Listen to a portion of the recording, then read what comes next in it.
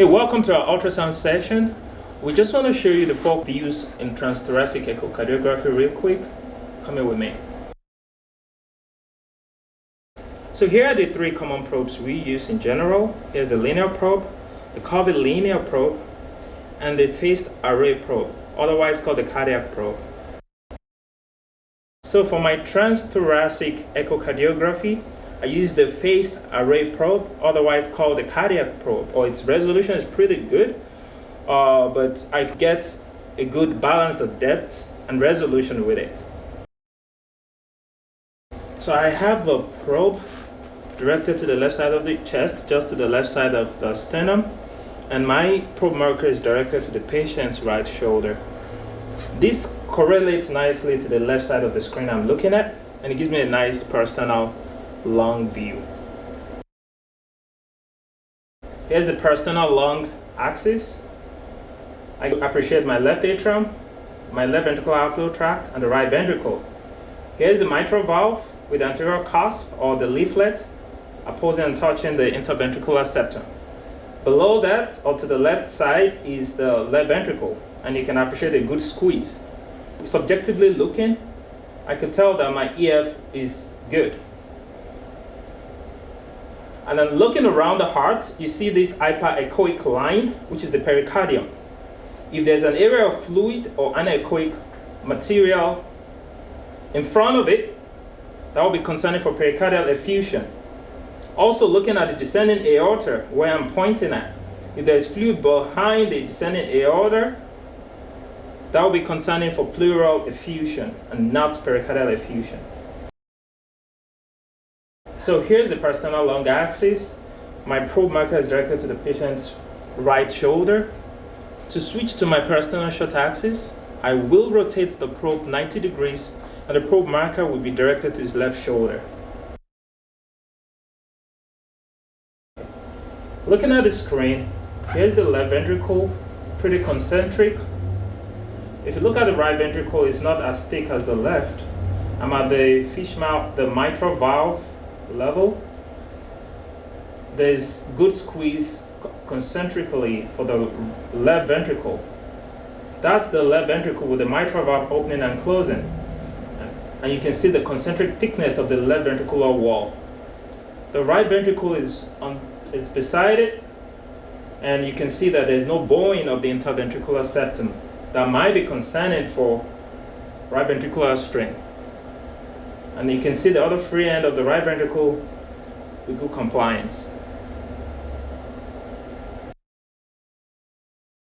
Here is the apical fall view. I can appreciate the right atrium, the left atrium, the right ventricle, and the left ventricle. You could even see clearly the valves. You see the mitral valve opening and closing, as well as the tricuspid valve.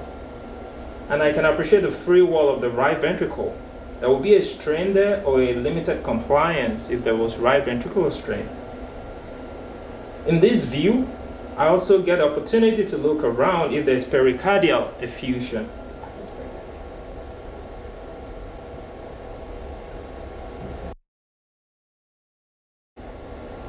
So I froze the image for the apical fall.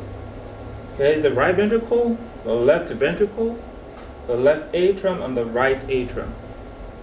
Focusing on the ventricular chambers, I know this is the right ventricle because the tricuspid valve is a little anteriorly displaced compared to the mitral valve. Also, I get to see the moderator band in the right ventricle, and there's none in the left ventricle. So for the apical fall, I will be placing the probe literally just below the naple area, and the probe marker is directed to the patient's left side.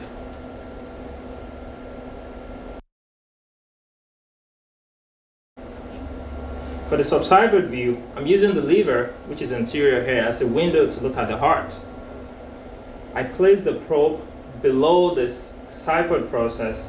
Looking at the screen, I get to compare the chambers, assess for effusion, get to see if the free wall of the right ventricle is not moving well. Also, I get to see if there's pericardial effusion around the pericardium or below the pericardium. In this patient, there is no appreciable epicardial or pericardial effusion. Still using the phased array probe, I place it below the xiphoid process. I flatten my probe directed towards the patient's head, and the probe marker is directed to the left side of the patient's body. Usually I have the patient breathing gently and deeply, and then I have to press to have a good view of the heart in this view. So for the lung ultrasound, I want to assess and rule out pneumothorax. The way I'm going to do that is I'm focusing on the pleura, and I do see good lung sliding, the viscera and the pleura. As the patient takes deep breath, I see good lung sliding. In case of pneumothorax, there will be poor lung sliding or absent lung sliding. And sometimes I might be lucky to find a lung focal point. I'm using the linear probe, and I place it literally on the anterior chest, vertically, with the probe marker directed towards the patient's head. So for evaluation for pulmonary edema, you could use a phased array probe and place it at the anterior chest. Adjust your depth to 12 centimeters. Also evaluate at the lower chest and towards the anterior axillary line, looking for B lines. If it's more than 3, it's significant. So to evaluate for the aorta, you want your patient lying flat, and we want to use the curvilinear probe. I always like to have a lot of gel on the abdomen, as well as I would like the indicator on my probe pointing towards the patient's right side. The indicator on the screen now is going to be on the left side. So everything on the left side of the screen corresponds to the patient's right side, and everything on the right side of the screen correlates to the patient's left side. So right now I am near the subxiphoid area of the screen, and you can see there are 2 anechoic areas right here. I would put flow on it normally, but this is likely vasculature, so these are vessels, and this will be the spine. So the vessel on the right side of the patient or on the left side of the screen is the IVC, but the vessel on the right or on the patient's left side is going to be the aorta, and this is the spine. As we can see, we can freeze this and then measure outer wall to outer wall.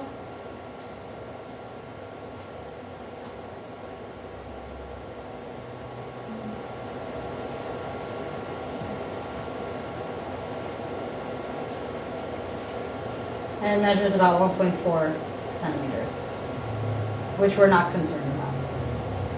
So going down after evaluating that part, we can continue moving down the abdomen to look for the first branch, which is the celiac trunk, which is normally looks like a seagull sign. And we continue down all the way to the umbilicus, where we find the bifurcation. And then afterwards, I will place my indicator towards the patient's head in the sagittal view to look for any saccular aneurysms.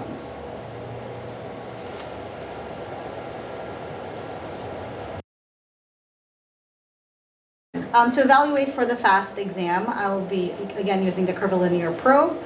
I will be looking at the right upper quadrant, the left upper quadrant, the subxiphoid area, and as well as the bladder to look for free fluid. So using my curvilinear probe, I place my probe right in the right upper quadrant with the indicator on the probe facing the patient's head. So right now what we can see is the liver, the kidney, and we don't see any dark stripes or areas indicating any free fluid. At this time, I will fan up and down to just get all views to make sure there's no fluid anywhere, and there is not. Then I will go towards the left side, the left upper quadrant, to look for any fluid between the spleen and between the kidney. I like to put my fingers really down to the table because the spleen is very posterior. So again, here we see the kidney and we see the spleen. I'm going to fan through and I don't see any dark anechoic areas. So no fluid there. Again, with the subxiphoid, which we discussed before, just go underneath the xiphoid area and just look for any fluid in the heart.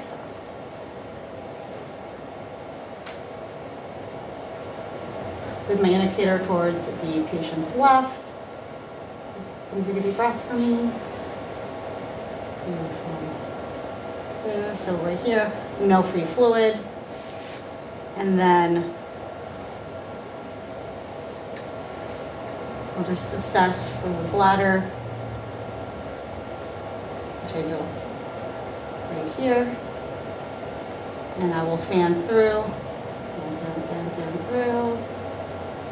Again, and then I'll go sagittally, meaning towards the patient's head to look for any free fluid, which again, I don't find or see, so no fluid there.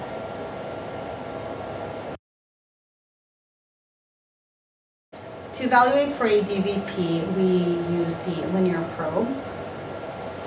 We want our patient lying flat and in a frog-like position, and of course, covering unexposed areas.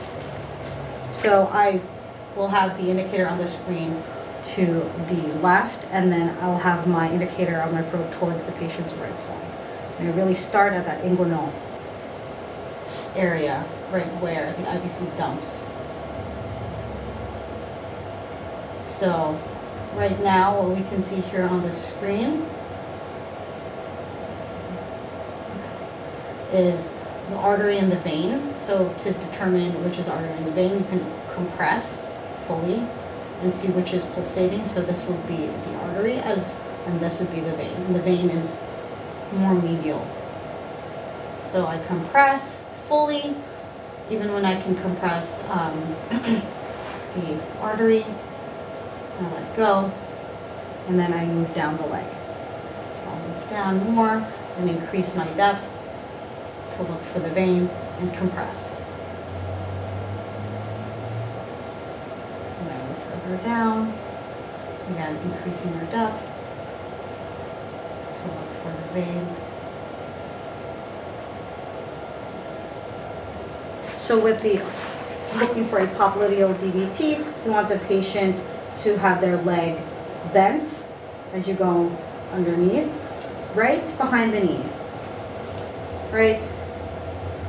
Another thing to really remember is that the vein goes on top of the artery in this view. So right there is where we're going to compress, and as I compress, you can see that that is the vein, and the one right below is the artery.